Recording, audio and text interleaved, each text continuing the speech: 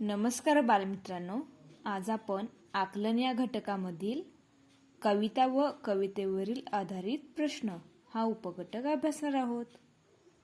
पान नंबर 14 उपघटक आहे दुसरा, कविता व कवितेवर आधारित प्रश्न.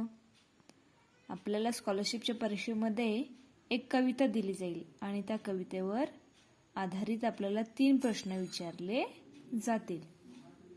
लक्षात ठेवा, प्रथम कविता पूर्णपणे व काळजीपूर्वक वाचा.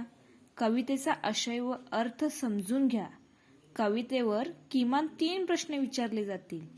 कवितेखाली दिलेले प्रश्न नीट वाचा. प्रश्नांचे उत्तर शोधताना सर्व पर्याय पडताळून पहा. घाई न करता योग्य उत्तराची खात्री झाल्यावरच त्या पर्याय क्रमांकाचे वर्तुळ रंगवा. कवितेच्या ओळीच्या क्रमानुसारच प्रश्न विचारले जातील असे नाही. तर स्वाध्याय आहे कविता व कवितेवर आधारित प्रश्न. पुढील कविता वाचून त्या खाली दिलेल्या प्रश्नांची उत्तरे शोधा व योग्य उत्तराच्या पर्याय क्रमांकाचे वर्तुळ रंगवा. नमुना कविता आहे पहा.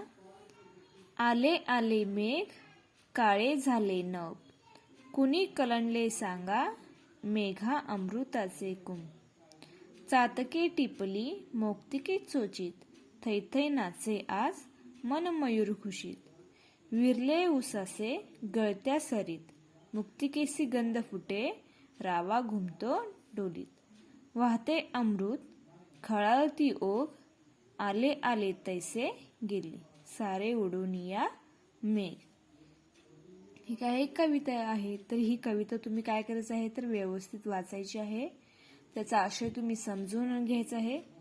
तसे त्यामध्ये काय सांगितलेले आहे हे समजून घेऊन त्यावर विचारलेल्या प्रश्नांची उत्तरे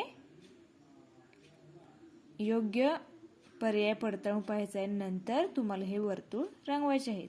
तर प्रश्न पहिला आहे, कवीने अमृताचे कुंभ कोणाला म्हटले आहे? पहिला पर्याय आहे मोराला, पावसाच्या सरींना, काळ्या ढगांना, पाण्याच्या प्रवाहांना. कवीने अमृताचे कुंभ कोणाला म्हटले आहे? छान. पर्याय क्रमांक 3 काळ्या ढगांना. कवीने अमृताचे कुंभ कोणाला म्हटले आहे? काळ्या ढगांना. दुसरा आहे, कवितेत पुढीलपैकी कोणत्या पक्ष्याचा उल्लेख नाही? चातक, कोकिळा, मोर आणि पोपट. यामध्ये कोणत्या पक्ष्याचा उल्लेख नाही सांगा?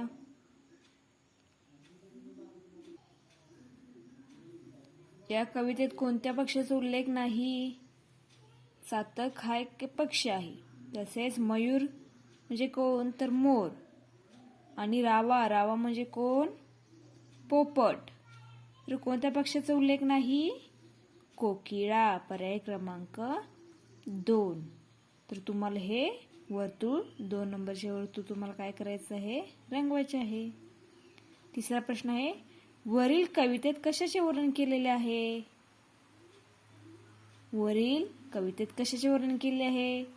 वर्षा ऋतूचे, अखेरच्या पावसाचे, पहिल्या पावसाचे, पावसाच्या सरीचे. उत्तर काय असेल? छान. पर्याय क्रमांक 3 पहिल्या पावसाचे. वरील कवितेत कशाचे वर्णन केलेले आहे तर पहिल्या पावसाचे. पर्याय क्रमांक 3. म्हणजे या वर्तुळामध्ये पर्याय क्रमांक 3 या 3 नंबरच्या वर्तुळाचं तुम्हाला काय करायचं हे वर्तुळ रंगवायचं आहे. आणखी एक कविता पहा. उठा उठा चिऊताई, सारीकडे उजाडले, डोळे तरी मिटलेले अजूनही. सोनेरी हे दूत आले घरट्यांच्या दारापाशी, डोळ्यावर झोप कशी अजूनही. लगबग पाखरेही गात गात गोड गाणे, टिपतात बघा दाणे चोहीकडे.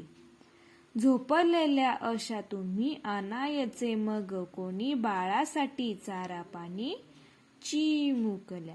बाळाचे मी नाव घेता जागी झाली चिऊताई, उठून या दूर जाई भूर भूर.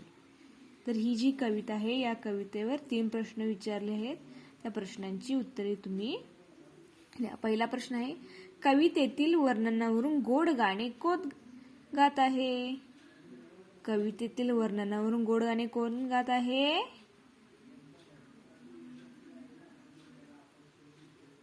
छान.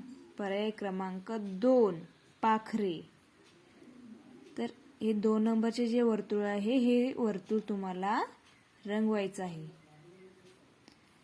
पुढे पहा दुसरा प्रश्न, पाखरांची लगबग कशासाठी चालू आहे? ही जी पाखरे आहेत या पाखरांची लगबग कशासाठी चालू आहे?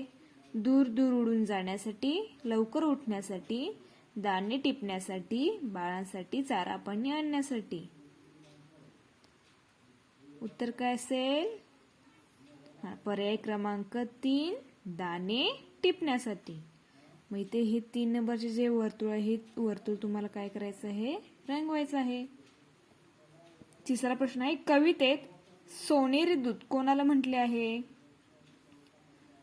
पाखरांना, चिवताईला, कवीने स्वतःला, सूर्याच्या किरणांना. सोनेरी दूत. किरणे कोणाला म्हटले आहेत? सोनेरी किरणे. छान. सूर्याच्या किरणांना. पर्याय क्रमांक 4. यामध्ये 4 नंबरचे जे वर्तुळ आहे हे वर्तुळ तुम्हाला काय करायचं आहे? रंगवायचं आहे. अशा प्रकारे एक कविता दिली जाईल.